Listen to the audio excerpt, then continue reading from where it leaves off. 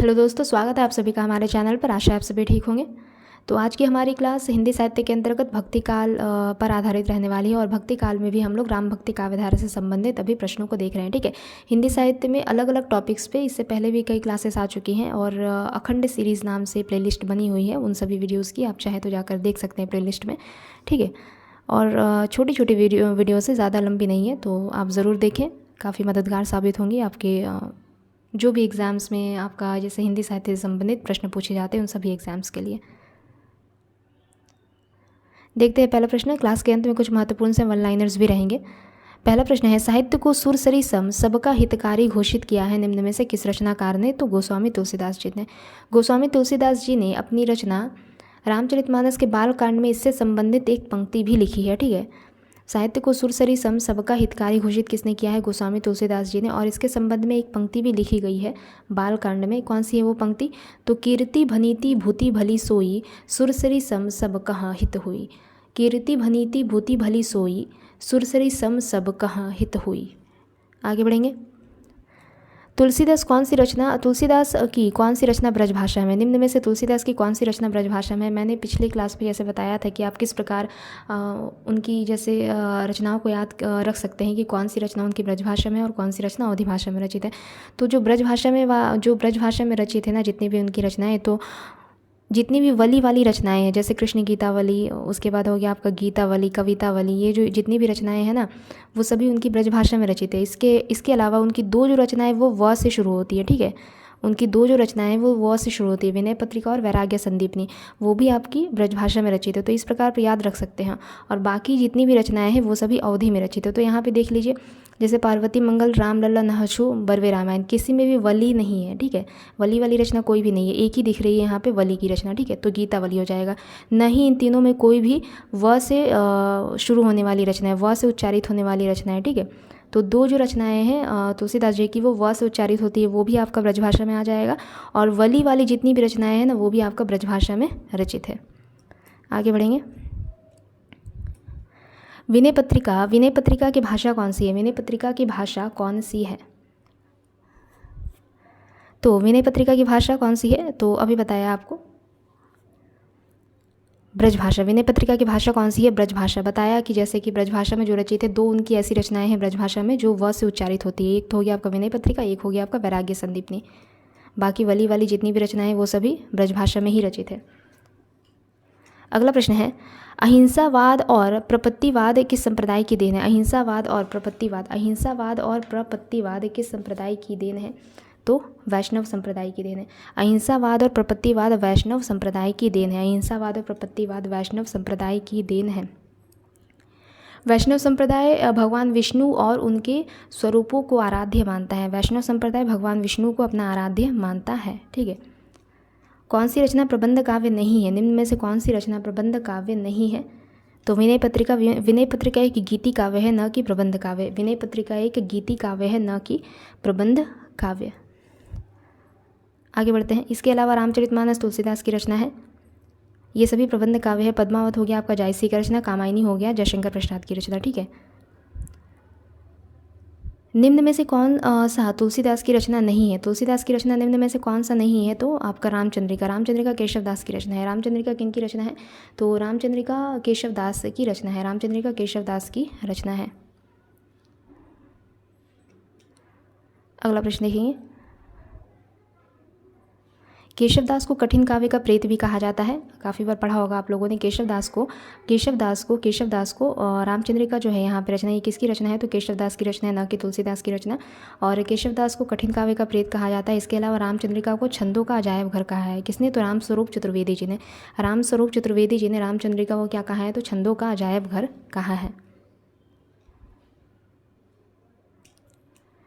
अगला प्रश्न है, शुक्ल जी की दुर्बलता यह थी कि वे भारत के हर कवि, यहाँ पे हार लिखा है, यहाँ पे ह हो जाएगा। ठीक है, ह में आकर के मात्रा नहीं होगी। शुक्ल जी की यह दुर्बलता थी कि वे भारत के हर कवि को तुलसी की कसौटी पर और हर पात्र को राम के आदर्श पर कसकर ही स्वीकार करते थे। यह किसका कथन है? यह किसका कथन है? तो गणपति चंद्रगुप्त का, डॉक्टर गणपति चंद्रगुप्त का यह कथन है। तो शुक्ल जी की दुर्बलता यह थी कि वे भारत के हर कवि को तुलसी की कसौटी पर और हर पात्र को राम के आदर्श पर कसकर ही स्वीकार करते थे। ये किसने कहा है? तो गणपति चंद्रगुप्त ने कहा है।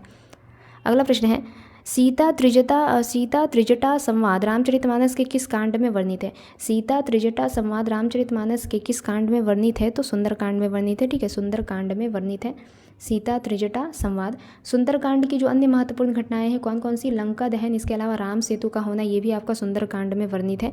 लंका दहन और राम सेतु का जो एक घटना है वो भी आपका सुंदरकांड में वर्णित है। अगला प्रश्न है, रामचरितमानस की रचना में कुल कितना समय लगा? तो रामचरितमानस की रचना में कुल कितना समय लगा? 2 वर्ष 7 महीने, 2 वर्ष 7 महीने और 26 दिन, 2 वर्ष 7 महीने और 2 वर्ष 7 महीने और कितना समय लगा? तो 26 दिन, 2 वर्ष 7 महीने और 26 दिन का समय लगता है किसमें? तो रामचरितमानस की रचना में, रामचरितमानस की रचना में। आगे बढ़ेंगे, और इसकी रचना कब शुरू होती है? रामचरितमानस की रचना का प्रारंभ कब से होता है? रामचरितमानस की रचना का प्रारंभ होता है आपका संवत 1631 से। ठीक है, संवत 1600 विक्रमी संवत 1631 से, विक्रमी संवत 1631 से, 1631 से। आगे बढ़ते हैं। अगला प्रश्न है, को नृप हो हमही कहानी, को नृप हो हमही कहानी, चेरी छाड़ी अब होब की रानी, चेरी छाड़ी अब होब की रानी। यहाँ पे चेरी छाड़ी अब होब की रानी, यहाँ पे हो जाएगा आपका चंद्र बिंदु 1 हो जाएगा। को नृप हो हमही कहानी, चेरी छाड़ी अब होब की रानी। रामचरितमानस में प्रस्तुत पंक्तियाँ किसके द्वारा कही गई है? तो मंथरा के द्वारा। ये जो पंक्तियाँ हैं ये मंथरा के द्वारा, ये जो पंक्तियाँ हैं ये मंथरा के द्वारा कही गई है। आगे बढ़ते हैं।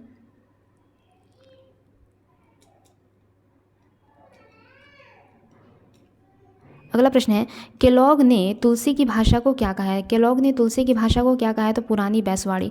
केलॉग ने तुलसी की भाषा को क्या कहा है? पुरानी बैसवाड़ी कहा है। केलॉग ने जिसे पुरानी बैसवाड़ी कहा वह वस्तुतः पुरानी अवधि ही है। ठीक है, पुरानी बैसवाड़ी को और क्या कह सकते हैं हम लोग? पुरानी अवधि कह सकते हैं। ठीक है, इसके अलावा कुछ लोगों ने बैसवाड़ी के अंतर्गत अवधि और बघेली दोनों को रखा है। कुछ लोगों ने बैसवाड़ी के अंतर्गत अवधि और बघेली दोनों को रखते हैं। आगे बढ़ेंगे। अगला प्रश्न है, विनय पत्रिका में काशी के लिए किसका रूपक वर्णित है? विनय पत्रिका में काशी के लिए किसका रूपक वर्णित है? तो कामधेनु का। विनय पत्रिका में काशी के लिए किसका रूपक वर्णित है? तो कामधेनु का। विनय पत्रिका क्या है? एक गीति काव्य है। विनय पत्रिका एक गीति काव्य है। पहले भी एक प्रश्न आया था कि विनय पत्रिका प्रश्न में था कि कौन सा इनमें से प्रबंध काव्य नहीं है? तो विनय पत्रिका प्रबंध काव्य नहीं था क्योंकि ये एक गीति काव्य है। इसकी भाषा क्या है? विनय पत्रिका की भाषा क्या है? तो ब्रज भाषा है। इसमें कुल 279 छंद है। विनय पत्रिका में कुल 279 छंद है। ठीक है, आगे बढ़ते हैं। अगला प्रश्न है, इनमें से ज्ञानाश्रयी शाखा के कवि नहीं है। इनमें से ज्ञानाश्रयी शाखा के कवि नहीं है। तो अग्रदास ज्ञानाश्रयी शाखा के कवि नहीं है। ये राम भक्ति शाखा के कवि है। ये राम भक्ति शाखा के कवि है। इसके अलावा अग्रदास की कुछ महत्वपूर्ण रचनाएं हैं, जैसे हितोपदेश, उपखाणा बावनी, ध्यान मंजरी, कुंडलिया, अष्टयाम। हितोपदेश, उपखाणा बावनी, ध्यान मंजरी, कुंडलिया, अष्टयाम, ये सभी रचनाएं किनकी है? तो अग्रदास की है, जो कि राम भक्ति शाखा के कवि हैं, न कि ज्ञानाश्रयी शाखा के। निम्न में से किस रचना की भाषा अवधि नहीं है? अवधि नहीं है निम्न में से किस रचना की भाषा, यानी कि ब्रज भाषा में रचित है वो रचना। तो जैसा कि आपको बताया कि ब्रज भाषा वाली जितनी भी रचनाएं हैं उसमें अंत में वो वली वाली रचना, या तो वो वली वाली रचनाएं होंगी या फिर उन रचनाओं के आगे जैसे कि वो व से शुरू होती होंगी। ठीक है, व अक्षर से शुरू होता होगा वो जो 2 रचना होगा। ठीक है, तो इनमें देखिए रामचरितमानस ना वली है ना व से शुरू हो रहा है। जानकी मंगल भी वही हाल है। इसके अलावा रामलला नाछू का भी वही है सेम।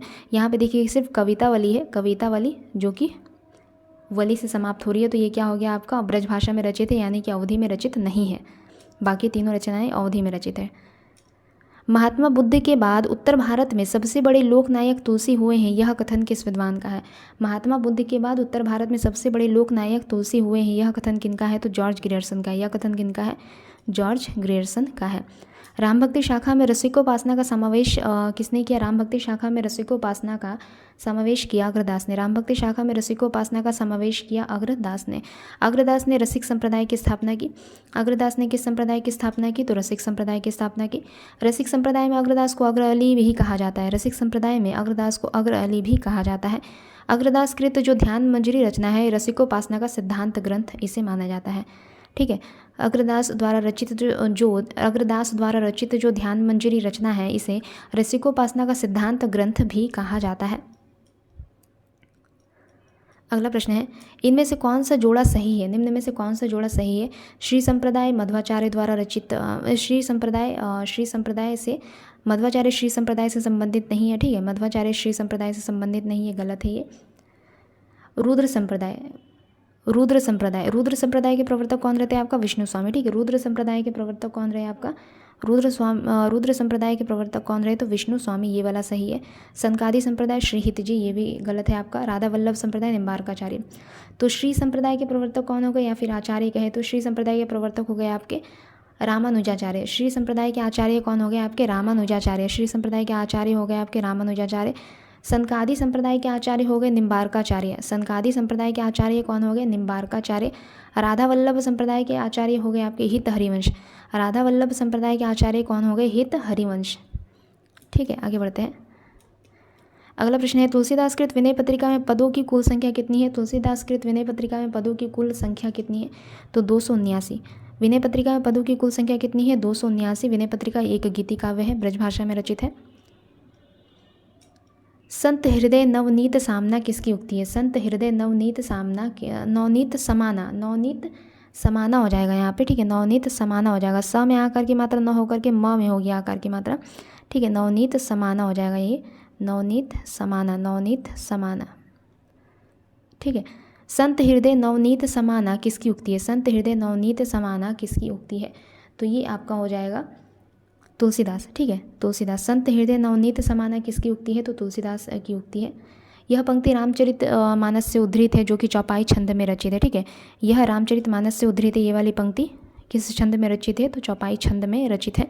अगला प्रश्न है, प्रेम और श्रृंगार का ऐसा वर्णन जो बिना लज्जा और संकोच के सबके सामने पढ़ा जा सके गोस्वामी जी का ही है। प्रेम और श्रृंगार का ऐसा वर्णन जो बिना लज्जा और संकोच के सबके सामने पढ़ा जा सके गोस्वामी तुलसीदास का ही है। यह किसका कथन है? तो आचार्य रामचंद्र शुक्ल जी का। यह किसका कथन है? आचार्य रामचंद्र शुक्ल जी का। आगे बढ़ेंगे। अगला प्रश्न है, पूरते निकसी रघुवीर वधु धरी धीर दय मग में डग द्वे। पूरते निकसी रघुवीर वधु धरी धीर दय मग में डग द्वे। धरी धीर दय मग में डग द्वय, यह पंक्ति तुलसीदास के किस ग्रंथ से उद्धृत है? तो ये वाली जो पंक्ति है ये तुलसीदास के कवितावली नामक ग्रंथ से उद्धृत है। तुलसीदास के कवितावली नामक ग्रंथ से उद्धृत है। ठीक है, जैसे यहाँ पे देखिए आपका दोहावली कवितावली ये दोनों ही रचनाएं किस में होगी? ब्रजभाषा में, जहाँ जबकि आपका रामचरितमानस और बर्वे रामायण आपका अवधि में रचित है। आगे बढ़ते हैं। अलवार भक्त किसको कहा जाता है निम्न में से? तो वैष्णवों को। अलवार भक्त किन्हें कहा जाता है? वैष्णवों को कहा जाता है। अलवार भक्त वैष्णवों को कहा जाता है। इनकी संख्या कितनी है? इनकी संख्या कितनी है अलवार भक्तों की? 12 है, जिनमें अंडाल नाम जो है वह स्त्री है। ठीक है, इन 12 जो अलवार संत है इनमें अंडाल नाम की एक स्त्री भी है। इनमें क्या है? अंडाल नाम की एक स्त्री भी है। अंडाल नाम की एक स्त्री भी है इसमें। इसके अलावा नयनार शैव भक्त थे। ठीक है, जिस प्रकार अलवार क्या हो गए आपके वैष्णव भक्त हो गए, उसी प्रकार नयनार शैव भक्त थे। नयनार जो है नयनार जो है ये क्या रहे? शैव भक्त। नयनार जो रहे ये रहे आपके शैव भक्त। नयनार को क्या माना जाता है? शैव भक्त माना जाता है। नयनार को शैव भक्त माना जाता है। भगवान शिव के उपासक थे, ये भगवान शिव के उपासक थे। इनकी संख्या कितनी मानी जाती है? नयनारों की संख्या कितनी मानी जाती है? तो 63। ठीक है, नयनारों की संख्या कितनी मानी जाती है? 63। वहीं अलवार भक्तों की संख्या कितनी मानी जाती है? तो 12। अगला प्रश्न देखेंगे, तमिल भाषा में किस महाकवि ने रामायण की रचना की? तमिल भाषा में किस महाकवि ने रामायण की रचना की? तो कंब ने। तमिल भाषा में कंब ने रामायण की रचना की।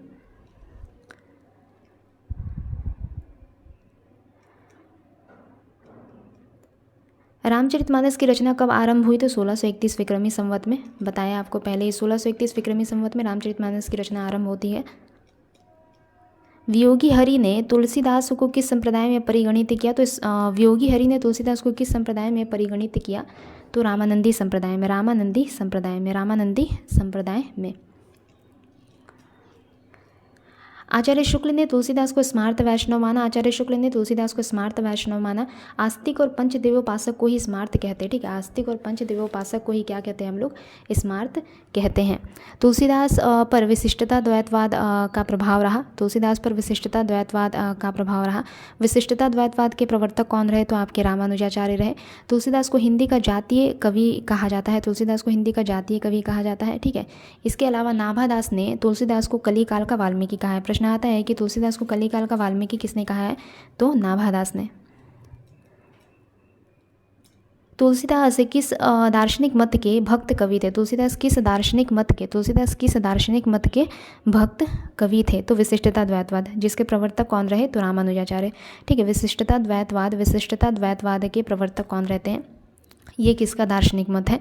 विशिष्टता द्वैतवाद किसका दार्शनिक मत है? तो आपका ये हो गया रामानुजाचार्य। जबकि अद्वैतवाद शंकराचार्य का दार्शनिक मत है। अद्वैतवाद शंकराचार्य का दार्शनिक मत है। द्वैतवाद हो गया आपका मध्वाचार्य का दार्शनिक मत। द्वैतवाद मध्वाचार्य का दार्शनिक मत है। और शुद्धाद्वैतवाद हो गया आपका विष्णु स्वामी का दार्शनिक मत, ठीक है। शुद्धाद्वैतवाद विष्णु स्वामी का दार्शनिक मत है। आगे बढ़ेंगे। निम्न में से कौन हनुमत चरित्र के रचयिता है? हनुमत चरित्र के रचयिता कौन रहे? तो रायमल्ल पांडे। हनुमत चरित्र के रचयिता रहे रायमल्ल पांडे। हनुमत चरित्र के रचयिता कौन रहे? रायमल पांडे। अगला प्रश्न है, भक्ति रस का पूर्ण परिपाक जैसा विनय पत्रिका में देखा जाता है वैसा अन्यत्र नहीं। भक्ति रस का पूर्ण परिपाक जैसा विनय पत्रिका में देखा जाता है वैसा अन्यत्र नहीं। यह कथन किनका है? तो यह कथन है आचार्य रामचंद्र शुक्ल जी का। यह कथन किनका है? आचार्य रामचंद्र शुक्ल जी का। भक्ति काल के किस कवि ने संस्कृत को छोड़कर भी संस्कृत की शास्त्रीय परंपरा का निर्वहन किया है? तो तुलसीदास जी ने। भक्ति काल के कवि तुलसीदास जी ने संस्कृत को छोड़कर भी संस्कृत की शास्त्रीय परंपरा का निर्वहन किया है। अगला प्रश्न देखते हैं। अगला हमें सुमेलित करना है।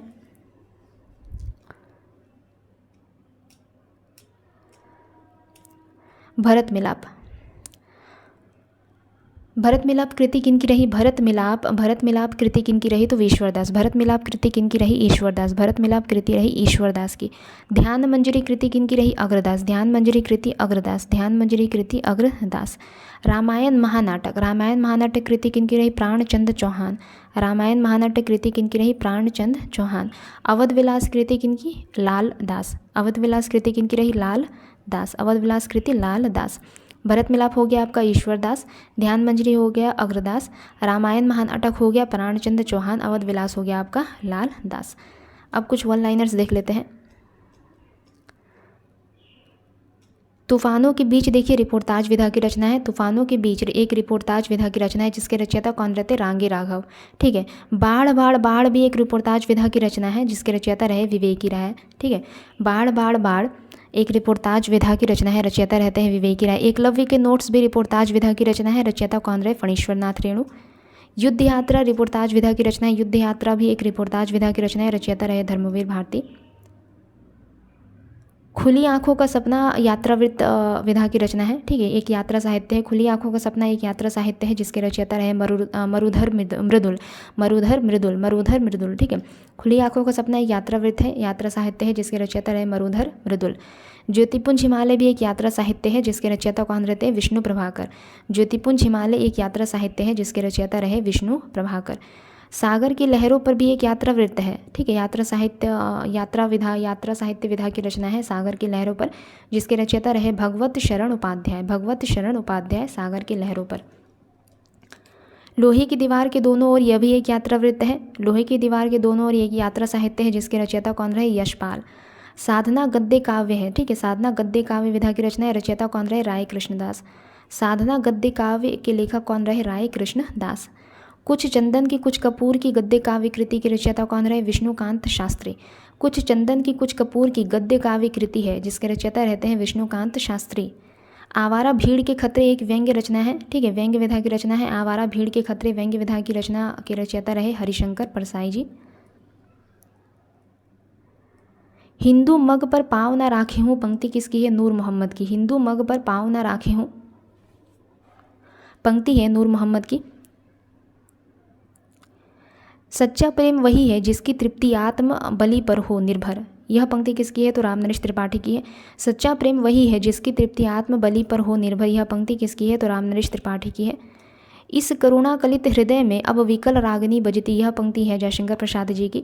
इस करुणा कलित हृदय में अब विकल रागिनी बजती पंक्ति किसकी है? जयशंकर प्रसाद जी की। शुद्ध कविता की खोज के रचयिता कौन रहे? रामधारी सिंह दिनकर। शुद्ध कविता की खोज के रचयिता रहते हैं रामधारी सिंह दिनकर जी। छंदसार के रचयिता कौन रहे? सूरती मिश्र। छंदसार के रचयिता कौन रहते हैं? तो सूरती मिश्र। अब्दुल्ला दीवाना के रचयिता रहे लक्ष्मी नारायण लाल। अब्दुल्ला दीवाना के रचयिता कौन रहते हैं? लक्ष्मी नारायण लाल।